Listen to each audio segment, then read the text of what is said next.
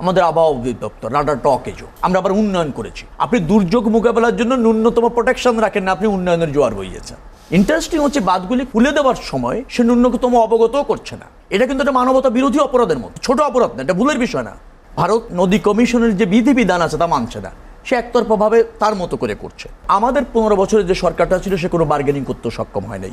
ভারত ইচ্ছা মতো ড্যাম দিয়েছে, বাদ দিয়েছে। ডিসিদের দিয়ে একটা তালিকা করেছিল এই সরকার শেষ মুহূর্তে, নদী শাসনের সাথে যারা জড়িত তাদের সেই সংস্থা দ্বারা 56,000 দখলকারী পাওয়া গেছে যা আওয়ামী লীগের রাজনীতির সাথে যুক্ত। শেখ রবিউল আলম, রবিউল ভাই, আমরা যেটা নিয়ে আলোচনা করতে চাই, আমাদের শিরোনাম যেটি বন্যার দায় এবং করণীয়। আপনি জানেন যে বন্যা একটি প্রাকৃতিক দুর্যোগ, এটি হয় আমাদের বাংলাদেশে আসলে দুর্যোগপ্রবণ এলাকায় হয়, কিন্তু এবারের বন্যার বিষয়টা একটি ভিন্ন প্রেক্ষাপটে। বলা হচ্ছে যে প্রতিবেশী দেশ সমস্ত গেট খুলে দিয়েছে এবং পানি চলে এসে বলা হচ্ছে ফ্ল্যাশ ফ্লাড। আপনার কি মনে হয় যেটা? না, বন্যা তো প্রাকৃতিক দুর্যোগ, কিন্তু এবার দুর্যোগটা মানে প্রাকৃতিক দুর্যোগ বলার সুযোগ নেই। এবার যে দুর্যোগ আপনি দেখেন, অসময়ে বন্যা এই কথাটা প্রায় হচ্ছে। হাওড়া অঞ্চলে হয়েছে, এর আগে বলছি আমরা, কারণ আমাদের সিলেটের হাওড়া অঞ্চল বলেন, তিস্তা অববাহিকা বলেন, মেঘনা অববাহিকা বলেন, সেই সমস্ত জায়গায় তো মানে অসময়ে বন্যা হচ্ছে। রিজনটা কি? রিজনটা হচ্ছে আমাদের আন্তঃসীমান্ত যে নদীগুলি আছে, সেই আন্তঃসীমান্ত নদীগুলি কিভাবে ব্যবস্থাপনা হবে তার পানি, তার জন্য একটা যৌথ নদী কমিশন আছে ভারত এবং বাংলাদেশের উদ্যোগে, সেটা ফাংশন করছে না। ভারত সেই যৌথ নদী কমিশনের যে বিধিবিধান আছে তা মানছে না, সে একতরফাভাবে তার মতো করে করছে। অর্থাৎ আন্তঃসীমান্ত নদীগুলির পানির পরিমাণ বা বর্ষা কী পরিমাণ হতে পারে, তাতে কি পরিমাণ পানি আসতে পারে, সেই পানি ব্যবস্থাপনা উভয় দেশের স্বার্থে কীভাবে ব্যবহার হয়, উভয় দেশকে আবার কীভাবে নিরাপদ রাখা যায়, তাই তো বন্টনের একটা সুষম ব্যবস্থাপনা হবে যৌথ নদী কমিশন থেকে। সেখানে ভারত কোনো মনোযোগী নেই, এবং আমাদের 15 বছরের যে সরকারটা ছিল সে কোনো বার্গেনিং করতে সক্ষম হয় নাই। ভারত ইচ্ছা মতো ড্যাম দিয়েছে, বাদ দিয়েছে, এবং সে মৌসুমে বাদ দিয়ে পানি তার প্রয়োজনে ব্যবহার করছে। যখন পানি বাড়ছে, যখন তার প্রয়োজন পানি যখন তার জন্য বিপজ্জনক হচ্ছে, বাঁধগুলি খুলে দিচ্ছে। ইন্টারেস্টিং হচ্ছে বাঁধগুলি খুলে দেওয়ার সময় সে ন্যূনতম অবগতও করছে না। এটা কিন্তু একটা মানবতা বিরোধী অপরাধের মতো, ছোট অপরাধ না, এটা ভুলের বিষয় না। প্রধান উপদেষ্টা ভারতের রাষ্ট্রদূতকে ডেকেছেন, তিনি যে ব্যাখ্যা দিয়েছেন লেম এক্সকিউজ, এটা কোনো কারণ মানে মানে এটা তো প্রমাণিত হয় যে তারা এটা ইচ্ছাকৃত করেছে। এটা কোনো জবাব হতে পারে না যে বাঁধগুলি আপনা আপনি খুলে গেল। এখানে আমি বলতে চাচ্ছি যে এই বন্যাটি ভারতের অবহেলা বলতে পারেন বা উদ্দেশ্যপ্রণীতভাবে সে করেছে, এ দায় সে এড়াতে পারবে না। বাংলাদেশের মানুষ তাই বিশ্বাস করছে, সেটাই বিশ্বাস করছে বাংলাদেশের মানুষ। তারপর আপনি যদি দেখেন আমাদের আভ্যন্তরীণ জায়গায় আসেন, আমাদের আভ্যন্তরীণ কিছু কারণ আছে। আমাদের আবহাওয়া অধিদপ্তর রাডার টকেজও আমরা আবার উন্নয়ন করেছি। আপনি দুর্যোগ মোকাবেলার জন্য ন্যূনতম প্রোটেকশন রাখেন না, আপনি উন্নয়নের জোয়ার বইয়েছেন, এগুলো সরকার বলছে।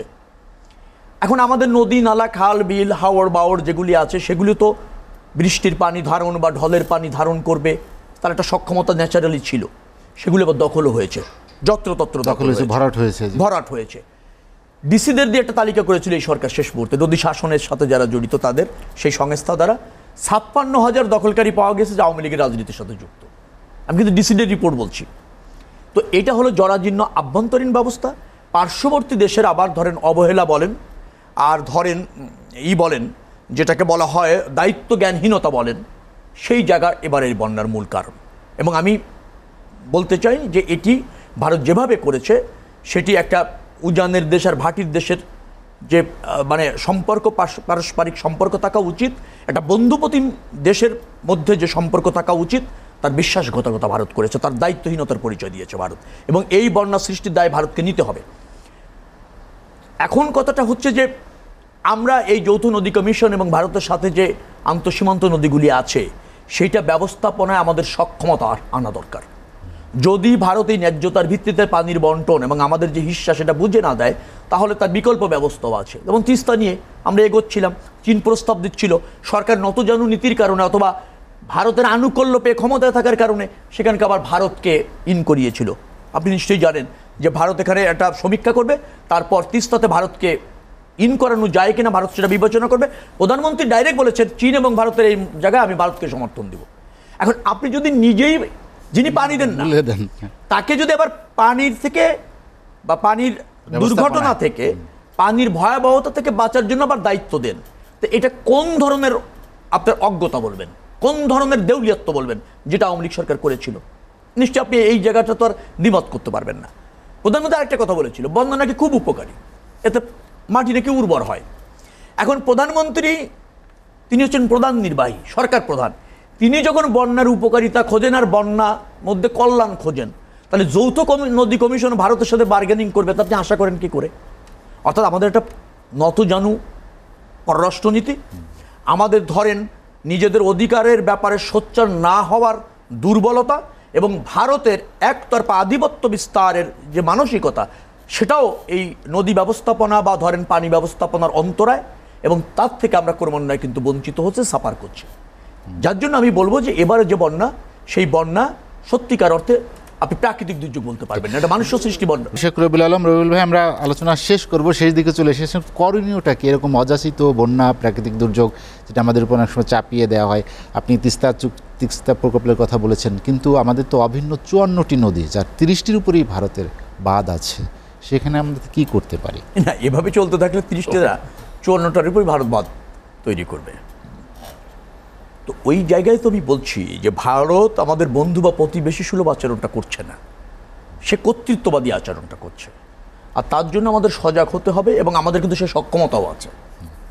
নেপাল থেকে যদি গুটিয়ে যেতে পারে, ভুটান থেকে যদি গুটিয়ে দিতে পারে, মালদ্বীপ থেকে গুটিয়ে দিতে পারলে বাংলাদেশ থেকে আগেই গুটিয়ে যেতে হবে। আমাদের যে রাজনৈতিক দৈন্যতা অথবা রাজনৈতিক দলগুলির কমিটমেন্টের যে ঘাটতি এবং জাতীয় স্বার্থে আমাদের যে ঐক্য এবং সংহতি, সেখানে দুর্বলতা ছিল বিধায় ভারতের সুযোগ পেয়েছে, নতুবা ভারতের সুযোগ পাবে না। আপনি অন্য কোনো প্রতিবেশীর সাথে না পারলে বাংলাদেশ তো সাথে তো পারবেনই না, বিকজ আমাদের কিন্তু দেশপ্রেমটা আছে, আমাদের লড়াইয়ের কিন্তু ঐতিহ্য আছে, আমরা রক্ত দিয়ে জীবনের বিনিময়ে দেশ স্বাধীন করেছি। বাংলাদেশিরা লড়তে জানে, এবং তার প্রমাণ তো পেলই। একটা ভারতেরই আশীর্বাদ প্রতিষ্ঠিত সরকার কিভাবে যেতে হয়েছে, তার থেকেও ভারতেরও শিক্ষা নেওয়া উচিত আমি মনে করি। এবং আমি এটা বলতে চাচ্ছি যে বন্ধুত্ব তুমি যদি বজায় রাখতে চাও, আর বাংলাদেশের মানুষের সাথে যদি তুমি সুসম্পর্ক রাখতে চাও, যে প্রক্রিয়ায় তুমি করছো সেটা আর করো না। আমরা তোমাকে সুপ্রতিবেশী হিসেবে দেখতে চাই, প্রকৃত বন্ধু হিসেবে দেখতে চাই, সমমর্যাদার ভিত্তিতে, সম অধিকারের ভিত্তিতে দেখতে চাই। সেটা ভারতের উপলব্ধি করতে হবে। আমার বিশ্বাস ভারত উপলব্ধি করবে, আমার বিশ্বাস। কারণ তারা একটা গণতান্ত্রিক রাষ্ট্র, তারা ওই আধিপত্যবাদী চিন্তা থেকে বেরিয়ে আসতে হবে বাংলাদেশের ব্যাপারে। সংস্কারের কথা বলছিলেন আপনারা, একটু দিয়েই শেষ করি। দেখেন, রাষ্ট্রে সংস্কার প্রয়োজন, এ বিষয়ে কারো দ্বিমত নাই। রাষ্ট্রটাকে ফাংশন করানো প্রয়োজন, এ বিষয়ে কারো দ্বিমত নাই। আমরা কিন্তু এই দ্বাদশ জাতীয় সংসদ নির্বাচনের আগে 31 দফা দিয়েছিলাম রাজনৈতিক দল হিসাবে। আমরা কিন্তু ভোটের ভিত্তিতে সরকার চেয়েছি। আমরা কিন্তু রাষ্ট্রের 3টি বিভাগ স্বতন্ত্রভাবে করার জন্য আমরা কিন্তু অঙ্গীকার আবদ্ধ হয়েছি, শাসন বিভাগ, বিচার বিভাগ, আইন বিভাগ। সাংবিধানিক প্রতিষ্ঠানগুলি তার নিয়োগ এবং তার স্বতন্ত্রতা কী হবে সেটাও কিন্তু সাংবিধানিক সংস্কারের অঙ্গীকার আমরা করেছি। আমরা দ্বিকক্ষ বিশিষ্ট পার্লামেন্টের কথা বলেছি। আমরা কিন্তু রাষ্ট্রপতি এবং প্রধানমন্ত্রীর ভারসাম্যের কথা বলেছি, ক্ষমতার। দেখবেন আপনি, আমরা এও বলেছি যে এক ব্যক্তি দুইবারের বেশি প্রধানমন্ত্রী হতে পারবে না। অর্থাৎ এইগুলি তো চাওয়া। এবং যে সংস্কার আপনি চাচ্ছেন, আমি আবারও দায়িত্ব নিয়ে বলছি, সেটা একটা ইন্টোরিয়াম সরকারের পক্ষে পরিপূর্ণভাবে সম্ভব না, তার সীমাবদ্ধতা রয়েছে। একটা রাজনৈতিক নির্বাচিত সরকার দরকার, তবে এটা ঠিক যে ওই নির্বাচিত সরকারটি যাতে জনগণের কাছে দায়বদ্ধ থাকতে বাধ্য হয় সে ধরনের কিছু, এবং রাষ্ট্রের এই সংবিধান বলেন, সাংবিধানিক প্রতিষ্ঠান বলেন, রাষ্ট্রের 3টি বিভাগ বলেন, তার কাছে দায়বদ্ধ থাকতে বাধ্য হয়। অর্থাৎ সরকার শুধুমাত্র শাসন বিভাগের কাজটা করবে, এইটা যাতে বাধ্য করা যায়, সেই ধরনের সংস্কার, সেই ধরনের কমিটমেন্ট দরকার। এইটাই হলো কাম্য। এবং আবারও বলি, সংস্কার তাকে দিয়ে সম্ভব, একটা জনগণ কর্তৃক অবাধ ভোটে নির্বাচিত জনগণের সরকার ছাড়া প্রকৃত সংস্কার সম্ভব না। আর সেটা যদি আমরা আশা করি, আশা করতে দোষের নাই, কিন্তু সেটা পরিপূর্ণতা পাবে না। শেখ রবিউল আলম, আপনাকে অসংখ্য ধন্যবাদ।